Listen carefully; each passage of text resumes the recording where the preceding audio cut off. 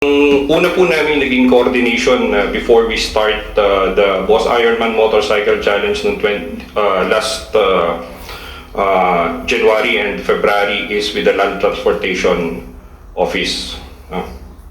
Totoo bang nakipag-coordinate sila sa inyo? Or you do not know anything about it?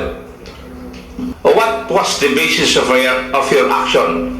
With your statement that nowhere under Republic Act 4136 does it state na pakialaman nyo yun. LTO, you do not have that letter in your records? None, Your Honor. None? For me, Your Honor. Hindi. I want to see your boss or your executive director here. Di ba sinabi ko na kanina, tingnan mo ngayon ang nangyayari, hindi mo na masagot yung mga katanungan dito. Ikaw na, sinasabi mo, it's not in my office. You are referring to your office, not the LTO. Yes, Your Honor. When in fact, you're officially representing the LTO. Are you taking this committee for granted? No, Your Honor. Umayos ka. Otherwise, I'll move to cite you in contempt. Yes, Your Honor. Yung mayor na namin, nasa bikutan na. Yung mayor na sinite namin in contempt, hindi na dito kinukulong. Doon na sa bikutan. So you better be careful. Mr. Chair, yung sagot po ngayon ng boss group, no, really answers a lot of yung future questions natin. Although there is the possibility of reformatting, and what we want to prevent also are, ang nakita po natin yung trend ay meron na rin pong ibang groups na copycat po. And what is more frightening is that itong mga copycat groups are nowhere near the means and capabilities of Boss Group. Again, we reiterate po, no, ang nangyayari po dito, we are not pinning blame. We understand na organizers lang po yung boss, but then we have to understand rin po that there seems to be a disconnect po, no? Yung sinasabi po natin on paper, yung ating actions taken na ginagawa po natin, there is a very disconnect. Yung sa videos pa lang po nakikita natin of what kind of conduct some of the participants have. So ang katanungan po natin dito, especially why I think this is the perfect avenue, itong inquiry in aid of legislation, ay wala pa pong batas that surrounds this, at least not that we know of. So that's why I think most importantly, although we commend definitely the actions of Boss Group today in coming to the conclusion, which we also agree with, na parang there seems to be no place anymore for this kind of event 17 years after the fact. But we have to consider also if there would need strengthening of legislation to prevent future and admittedly under-capable copycats po, no? Kasi how do we say this po, no? There are other events na rin po after BAMC which seem to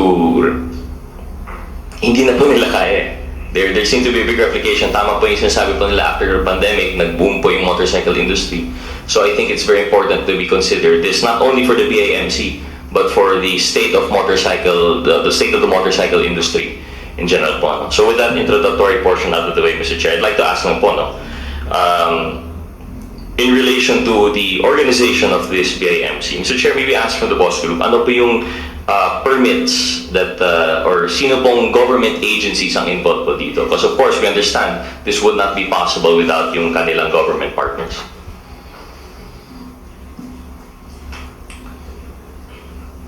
Mr. Tan, you can answer.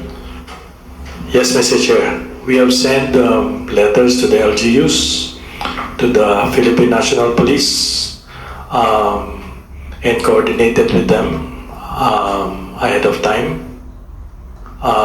We have also command conference so that all the regional directors and concerned stations for the route will be alerted.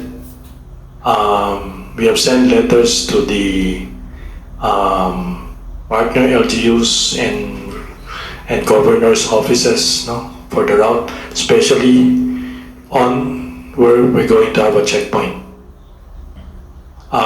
It's evident on the checkpoints wherein the LGUs would have helped us the checkpoints. The checkpoints is to ensure that we're not missing any participants. I think the central question, Mr. Tan, is who gave you the permit, or from what agency did you get your permit to conduct such challenge? Yun po yung katanungan ni Honorable Gutierrez. Mr. Chair, I may add, if they're of the opinion in the converse, kung sa tingin po ng boss group ay walang permit required under law, kung gano'n naman po yung interpretasyon nila. Thank you, Mr. Chair. Mr. Chair, can I ask Mr. Tristan Diaz to answer the question? Mr. Diaz recognized. Thank you, Mr. Chairman. Ang una po namin naging coordination before we start the Boss Ironman Motorcycle Challenge noong last January and February is with the Land Transportation Office. Opo, sa Land Transportation Office. Ang pangalawa po naming naging coordination ay kung saan po namin uumpisahan yung event namin. So ito po yung City of General Santos at saka po ang Subic Bay Metropolitan Authority. Ang pangatlo po naming paghingi ng kaukulang pakikipag-ugnayan involves the Philippine National Police. It involves the Bureau of Fire Protection at saka po yung mga iba't ibang provincial government na dadaanan po nung Boss Ironman Motorcycle Challenge both sa Mindanao po at saka sa Luzon. So yun po yung sequence ng aming pakikipag-ugnayan sa ating ahensya ng gobyerno. Ano po yung hiningi nyo sa LTO?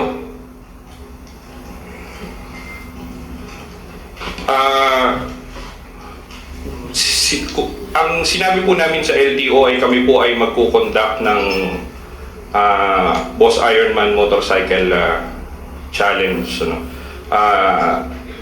Hindi, Mr. Chair, hindi po kasi kami sigurado in the several period kung meron po ba kami talagang ahensya ng pamahalaan na pwedeng lapitan maliban doon sa mga local government unit.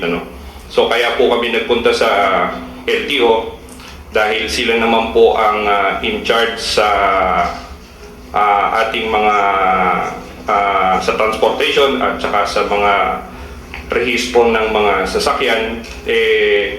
Minarapat po namin na sa kanila po kami makipag-ugnayan, unang makipag-ugnayan. Thank you. Mr. Chair, additional question to the representative of Boss Group. May coordination po ba with the DOD or the TPD?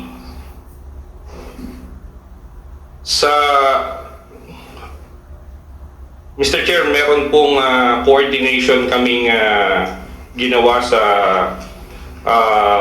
Department of Tourism. Yan po ay through the Tourism Promotions Board, Mr. Chairman. Mr. Chair, doon naman sa private partners po natin, meron po ba tayong coordination or permitting with the AAP and the NPCF? Mr. Chair, Joseph Tan, can I answer po?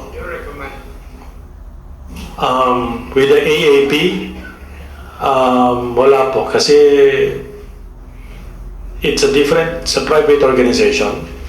We're also a different private organization. Thank you, Mr. Chair. So, ang understanding po natin in the terms ng permitting or coordination for Boss Group, pag other private organizations, wala pong coordination. Is my understanding correct, Mr. Chair? Mr. Chair, tama po yun. Thank you, Mr. Chair. Mr. Chair, I will now proceed with asking the government agencies involved. First and foremost, we'd like to ask the legal opinion po siguro ng DILG. Would a permit be required by the LGU in cases of events such as this? And I think it'd better to ask not just the LGU, boss, but DILG in general, kasi po the jurisdiction actually transcends any one LGU. So maybe know their legal opinion on this matter, Mr. Chair. Good morning, Honorable Chair, Honorable members of the committee and the resource speakers. The event of the Boss Ironman Challenge would need permit from the mayor, as it is not one of those events that are exempted under the local government code that does not need a mayor's permit. So for their checkpoints, kung saan po man yung checkpoints nila, it would need, if it's gonna be an event, like a whole event where people will come and go with lots of activities, it would definitely need a mayor's permit before they can conduct any activity within the LGU or the municipality. Thank you, Your Honor. Mr. Chair, in addition po ng katanungan sa DILG, aside from yung sa checkpoints, yung sa mga rota po, wala pong kailangan na ordinansa or any permit at all? Okay, good morning, Your Honor. As for the routes, no, if it's within the municipal routes naman, it's public road. For example, municipal roads, the use of the roads naman po is free for use for anyone passing through naman po. Yung mga LGU roads po na ito po yung mga LGU roads na pwedeng i-regulate ng ating mga munisipyo. For example, yung mga traffic ordinances nila, dito po covered yan. As for the national roads, I expect po kasi mga big bikes ito and malalaki yung mga dinadaanan nito. Malamang sa malamang po, national roads kadalasan yung nadaanan nito. Hindi na po ito sa cloud ng LGU. So, hindi na po ito, kumbaga, we're in a gray area na pwede silang makakuha ng mga LGUs po eh. Salamat po. Okay. Thank you, DILG. Mr. Chair, maybe ask LTO kung what permits would be required in there, if they have an opinion kung may permitting required po in the office of the LTO or DOTR.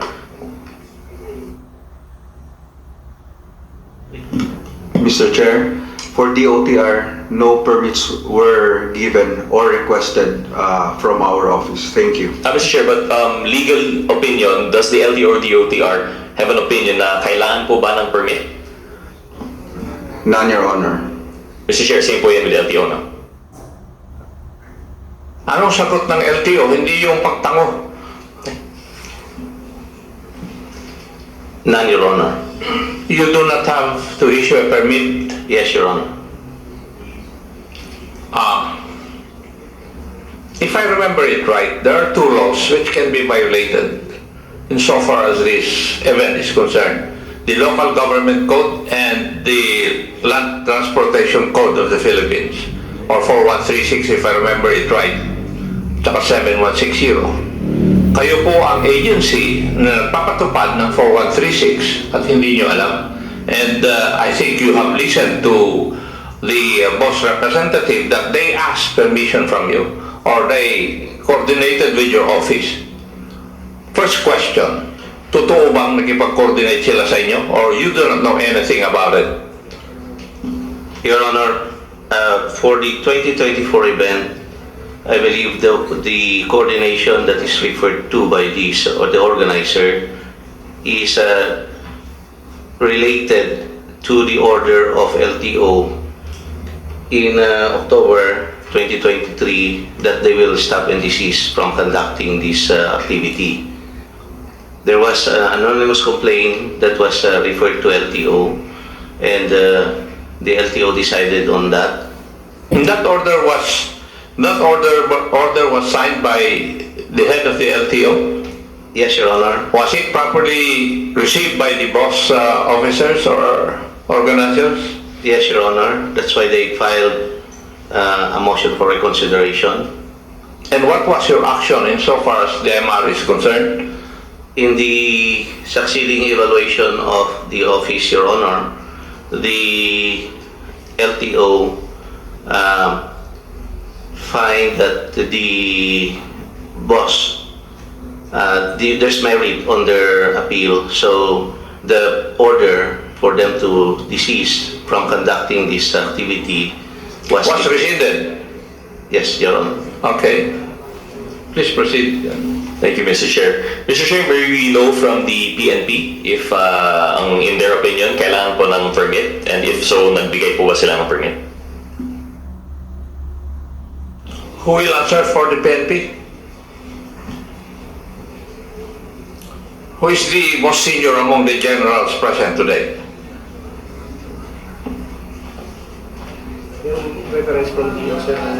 Sir, with your permission, sir, RD Region 11, sir. So, you will be speaking for in behalf of the Philippine National Police. In the absence of any volunteer, sir, I will, sir. That's why I was asking for who is the most senior kasi tradition would tell us that if the most senior is not present, the most senior officer present will be the one to represent.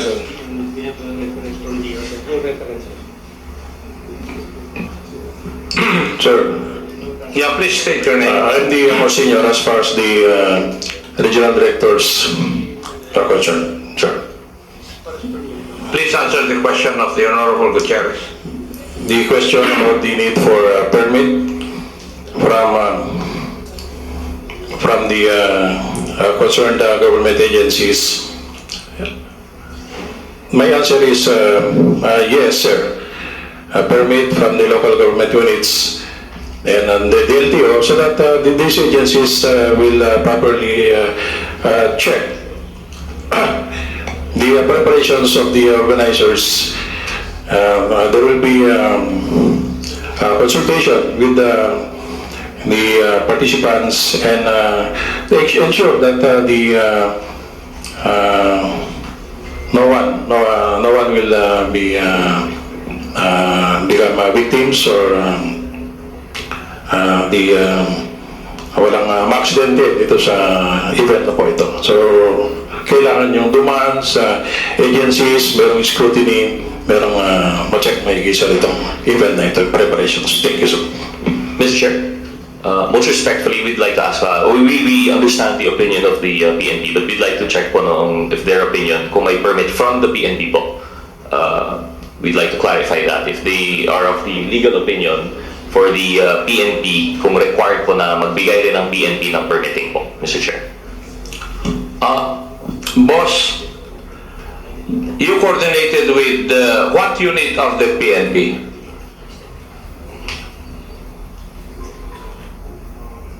Mr. Chair, we coordinated with the Directorate for Operations. Okay, The letter was sent, Mr. Chairman, to the office of the GPNP. yeah, that's precisely the reason why I was looking for the representative or the one designated by the Chief PNP to represent the PNP hierarchy in Camp Crame. So, Highway Patrol, hindi po nyo masasagot to.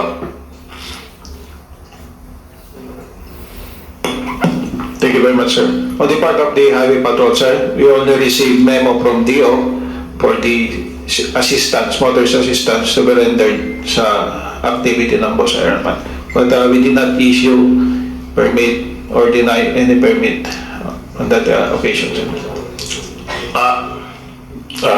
Di po ba Highway Patrol, when you are directed to, shall we say, coordinate, for example, with the Boss Challenge, hindi nyo na hinihiling kung may permiso yan?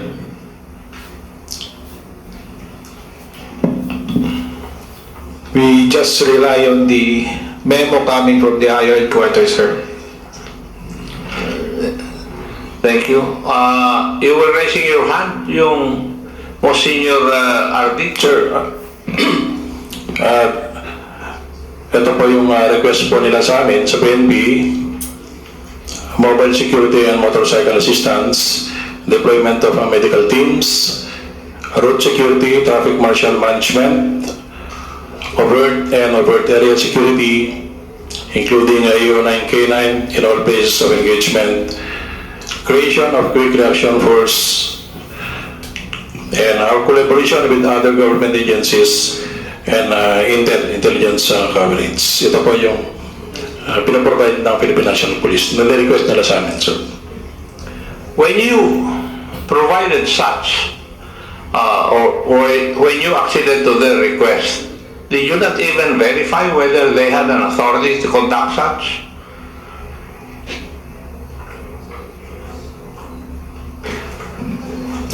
The regional offices also get instructions, get orders from the national headquarters, Your Honor. So there was a directive, memorandum issued, so we followed, Your Honor. Just because it came from the Directorate for Operations of the Philippine National Police, you did not even ask for a copy of the authority or permit? Ganun po ba yun?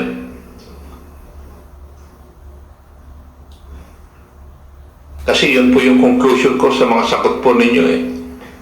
And if you are not going to answer that, then maybe if there will be a second hearing of this issue, maybe I think it is not necessary, COMSEC, to see to it that the hierarchy of the PNP in Camp Crame will be represented in the next hearing.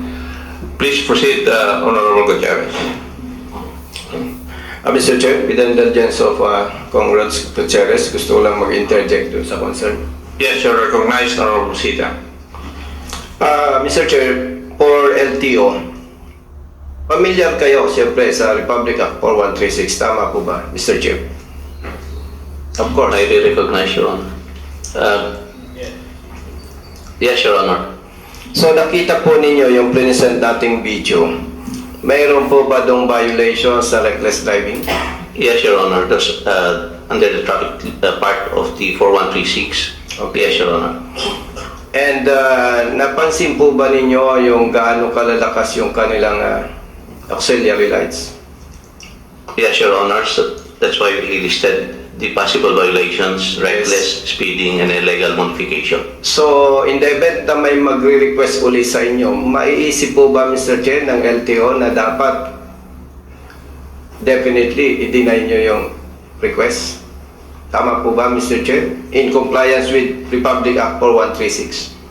Your Honor, under Republic Act 4136, there are no particular provisions on the authority of LTO to regulate the conduct of races. Yes, yes.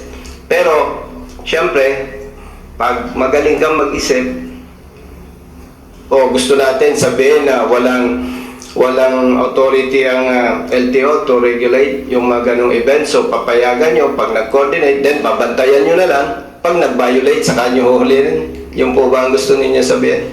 Your Honor, we conduct these operations to apprehend violations of traffic rules and regulation on a regular basis, even if it's not part of the conduct of a race or this kind of activity. We still conduct the operation to implement the provisions of Republic Act 4136, Your Honor. Mr. Chair, pwede ko bang tanungin yung boss, nung kayo po ba nag-request or nag-coordinate sa PNP, meron po bang somebody na nag-assist sa inyo o kayo lang talaga, boss officers? Mr. Chairman, I would like to be clarified kung ano po yung nag-assist. Alam niyo po, hindi madali na magpalabas ng directive or instruction from the higher headquarters to assist your event. Ibig sabihin, ang tanong ko po, meron po bang somebody from the government or government officials na nag-assist sa inyo para ma-approve to or ma-assist kayo, boss, Mr. Chair? Mr. Chairman, wala pong nag-assist sa amin whatsoever. Yung amin pong letter, dahil ako po yung personal na... So kayo po talaga? Dinala po sa Office of the GPNP. Your Yes. Honor. Thank you.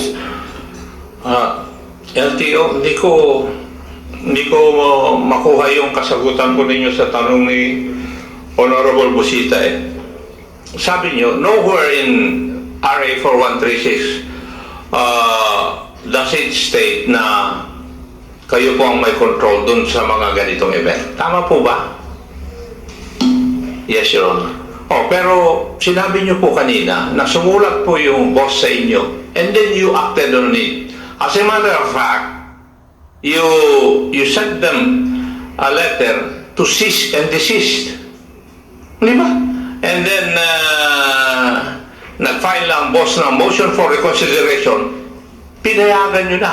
Ni-receive nyo yung una nyong order for them to desist. To cease and desist. Di mo ba? So, what was the basis of your action? With your statement that nowhere under Republic Act 4136 does it state na pakialaman nyo yun. Your Honor, The basis of LTO is an anonymous complaint that was sent to the Office of the President and was referred to LTO. LTO conducted an investigation, and based on that, LTO found in the initial order, Your Honor, the decision of LTO was based on the aspect of negligence as approximate cause of this road crash. In the appeal, this is where there was an appeal, Your Honor. Sandali lang, Director. Ito pa lang yung umpisa na pag-request ng boss sa inyo. They, as far as I know, Your Honor, there's no particular request of boss, but the action of LTO is based on anonymous complaint that was Kasasabi referred lang ng to. boss kanina na nagkipag-coordinate sila sa LTO eh. Are you denying that boss did not coordinate even with your office? When in fact, the president of boss stated a while ago that they coordinated first sa inyong opisina? The coordination, that's why I mentioned a while ago, Your Honor, that the coordination might be for the lifting of the cease and desist order that was earlier issued, No. because that was issued in 2023, Your Honor. That's And not they- my understanding with the statement of the president of BOSS. May we clarify clarify from Mr. Tan? Ano po ba yung tenor ng request nyo dito po sa LTO? Mr. Chair, Tristan Diaz po, may I be allowed to speak in behalf of the club? Please. We submitted to the office of Attorney Vigor Mendoza a letter for the conduct of Boss Ironman Motorcycle Challenge in the 19th of January. And LTO, you do not have that letter in your records? None, Your Honor. None? For me, Your Honor. Hindi. I have to check on the... You are representing LTO. When you are here, you're not appearing for your person only. You're representing your office. A while ago, I asked for the representative of LTO. Ikaw nga nag-volunteer eh. Wala yung boss mo. Yes, Your Honor. So you're in the hot seat. Ngayon, kasi wala yung mga boss mo iho eh. Yes, Your So Honor. can you answer my question? Why do you not know about the letter of boss regarding their event?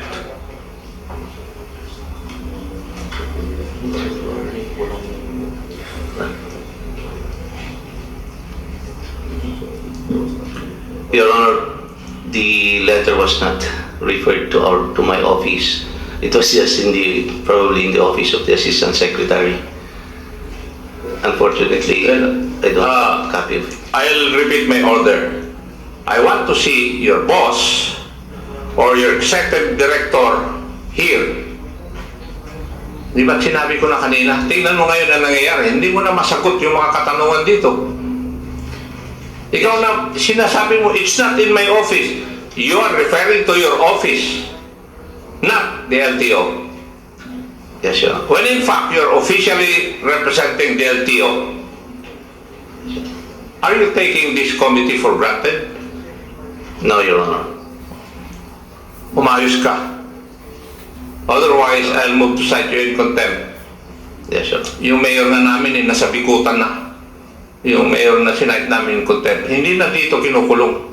Doon na sa bikutan. So you better be careful. Sir, yes, Your Honor. Sinasabi na nga nila, may sulat sila eh. If I asked for the letter na ni-receive ninyo, kung ipresenta yon, ano ay sasagot po ninyo?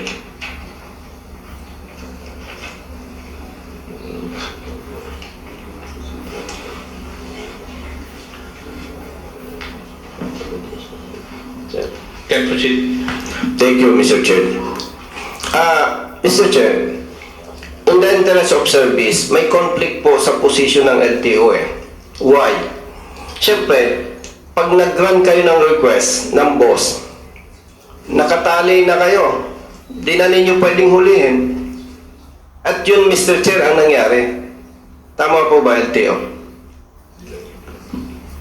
Your Honor, there was no permit or on the part of LTO acceded to the particular letter.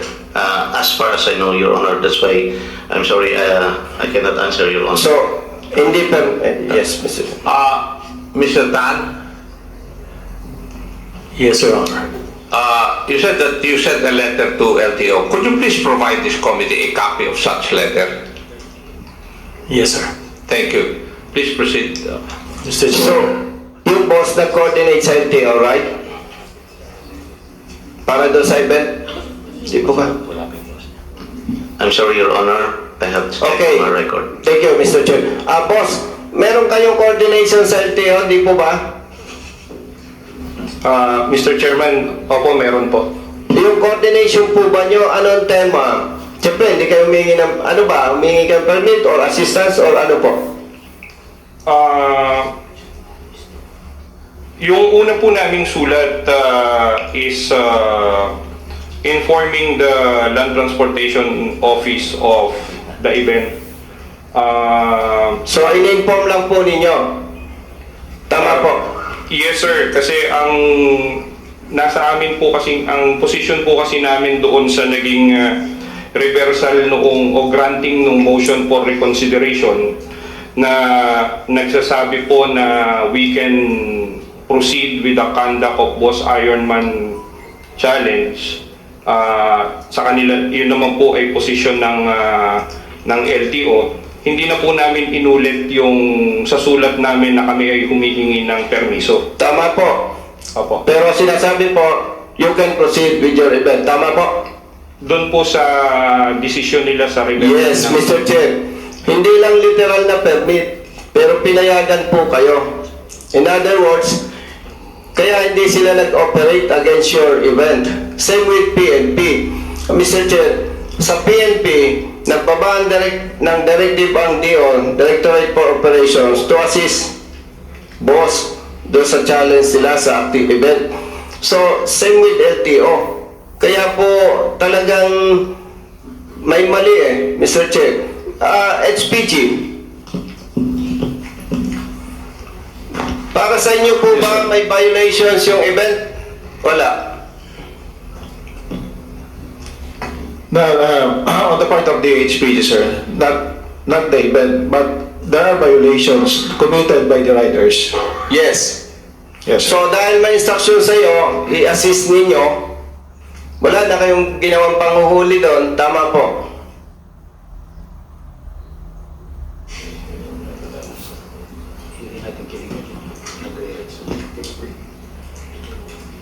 I will check our record, sir. But No, huwag mo na i-check, Mr. Chair. Hindi nga kayo nang huli. By the way, Mr. Chair, i-connect ko lang po sa HPG. Yung nakita po ninyo na yung dalawang participants in the presence of police officer, ginulpi nila yung private individuals. Mr. Chair, pwede po bang malaman kaninong area yon, jurisdiction? Is it true na ito ay nasa AOR ng Region 3, Mr. Chair? Mr. Chair, sir, Police Colonel Okay, may be recognized, sir. Sir, it is in the area of Region 3, sir, specifically at the province of Zambales, sir. Thank you. Mr. Chair, may ginawa po bang paglabag sa batas yung dalawang participants ng Boss Ironman Challenge? Yes, Mr. Chair, sir, they were filed, a case was filed against them for the disobedience to an agent of a personal authority, reckless imprudence, resulting in physical injuries and damage to property. Yun lang, sir. Mr. Chair, gusto ko lang pong linawin kasi mainit na issue ito sa publiko na walang silbi daw yung pulis. Ang tanong, Mr. Chair, dahil may paglabag sa batas yung dalawang participants, kinasuhan po ba ng pulis o hindi? Sir, it was filed in court, sir, in the prosecutor's office, sir. Okay, Okay, yung police po, inaresto ba nila yung riders? Hindi po sir, because nag-iisa po yung police sir at that time because yung strike nila sir, kukunti lang sila and napakalawak po yung coverage. They were spread thinly sir. Kaya hindi po nila kaagad na na-aresto yung participants na nakasuhan sir dahil bigla na lang sumakay sa motor then tuloy po sa racer. So, may kaso na. May kaso na po sir.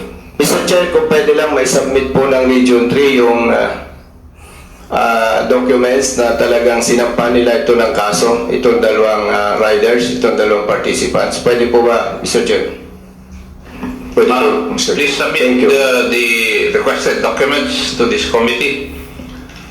Honorable Gutierrez, you may Thank you. now have the floor. Thank you, Mr. Chair. Thank you, Mr. Chair. Thank you, Composito, for the interjection. Mabalik lang po, no, before we proceed with the other supposed offenses by the participants. Balik lang po tayo dun sa original line of questioning on the permitting. With the indulgence of our committee members, alam ko may mga gusto magtanong. I'll just finish this last idea po, Mr. Chair. So, Mr. Chair, nagsagot na ba yung DLG, LTO, PNP? May we know, Mr. Chair, from ULA? Kanina po, sinabi ng DLG na ang opinion po nila, legal opinion at least for the checkpoints, kailangan ng mayor's permit. Ano po yung stand ng ULA? Ano po yung mga requirements? Kailangan po ba nito ng permitting? Thank you, Mr. Chair. Hello, good morning, Mr. Chair. I share the same sentiment with DILG. Yes, kailangan ng mayor's permit. Kailangan ng mayor's permit pag merong race, pag merong marathon nga, kung mga bicycle. In the same way, since kung gumagamit ng LG roads, kailangan din po ng permit for that. Thank you po. Thank you, Mr. Chair. Mr. Chair, may we now move on to yung host starting area. Maybe ask the SCBMA if they have an opinion on whether permitting is required and if there was any permit granted, Mr. Chair. Good afternoon, Mr. Chair. May I be recognized? Yes, it is the SBMA's position that a permit has to be secured, and the SBMA in fact issued an event permit to BOSS for the conduct of Boss Ironman Challenge Luzon Leg. But the event permit that we issued necessarily only covers the activities within the Subic Bay Freeport Zone. Thank you, Mr. Chair. Mr. Chair, we'd like to ask for the BFP. Maybe ask first, ComSec, if we have a representative from the BFP. Fire protection? Wala naman. Okay, kasi nabanggit lang po ito ng boss group. Mr. Chair, may we move that the BFP be invited during the next hearing, if there is any? Any second to the motion of the Honorable Gutierrez? Mr. Chair. There's a motion, duly seconded. Is there any objection? The motion of the Honorable Gutierrez to invite a representative of the Bureau of Fire Protection is hereby approved. Thank you, Mr. Chair. Comsec, please take note. Mr. Chair, one more. I'm not sure kung naulit na po ito, no? Maybe ask the DOT or the Tourism Promotions Board if their opinion, kailangan po ng permit, or in this case, nagbigay po ba sila ng permit? BLT? Good afternoon, Mr. Chair. The involvement of the Tourism Promotions Board is on the aspect of marketing and promotions, so we are not, no permitting was requested nor issued by the TPP. Thank you. Thank you, Mr. Chair. Mr. Chair, may we now ask yung private partners natin. It's come to the attention of this representation based on the resolution of the distinguished gentleman from Ormoc. There's a mention here po that the AAP has authority to grant permits for such events. Mr. Chair, may we know from the AAP if, despite being a private organization, is it true that you have the authority to issue permits for events such as these? AAP, you are recognized. With your permission, Your Honor. My understanding is that there is no sanctions from the Automobile Association of the Philippines. But to clarify, Your Honor, and the Honorable Congressman Gomez, that the Automobile Association of the Philippines governs four-wheel vehicle events. We do not govern two-wheel vehicle events. The two-wheel vehicle events are governed by, I believe, the association called NAMSA. with relation to the Federación Internacional Motorciclistas. The Automobile Association of the Philippines governs four-wheel events or cars and motor vehicles with respect to the governing body for international motorsports, Federación Internacional Automobile, or FIA. I hope that answers the question, Your Honor. Thank you. Thank you, Mr. Chair. Mr. Chair, just to follow up on that, katanungan po sa boss group. Tama po ba? We have actually four-wheel participants sa BIMC. Mr. Chairman, opo, tama po. So, Mr. Chair, maybe ask in the AAP if, with the knowledge now na meron pong four-wheeled participants sa BIMC, is the AAP involved, Mr. Chair? If I may, Your Honor. Your Honor, the BOSS BICM event has no application for sanctioning before the AAP with respect to the four-wheel vehicle element of their endurance challenge. Negative, Your Honor. Mr. Chair, follow up on that. Would the AAP be of the opinion that legally they would have to seek approval or permitting from the AAP, given now that there are four-wheel participants, Mr. Chair? If I may, Your Honor. I'm trying to answer the question. There is a Department of Justice opinion that requires that all public roads, if used for motorsport, and I think it was specific to drag racing, must be sanctioned. It did not, the DOJ opinion of 2012 did not make reference to the sanctioning body. However, our interpretation is any road race on public road must have sanctioning. And that is pursuant to the DOJ opinion of 2012. On the other hand, as far as the Federación Internacional Automobile regulations are concerned, there is no room for racing on public roads. We cannot sanction a race being conducted on public roads. Thank you, Mr. Chair. Very enlightening, and I agree with the opinion, and I think that's why we have this inquiry. It's high time to consider perhaps a body the DOJ did not mention, but we really have to consider permitting now. Ano po yung responsibilidad ng gobyerno sa mga ganitong mga events po, no? Mr. Chair, in addition, one last to ask, aside from the AAP, maybe ask from our good friend, si Mr. Ate Cruz from Motorcycle Philippines Federation, if they have an opinion on whether a permit might be required from their organization or not, Mr. Chair. Good morning. Ang totoo niyan, nagkaroon kami ng verbal request during the time of, if I'm not mistaken, ASEC Tugade. It was verbally na request namin kasi from the start na nawala si Mr. Francis Rivera sa boss, nagkaroon sila ng mga violation regarding road safety.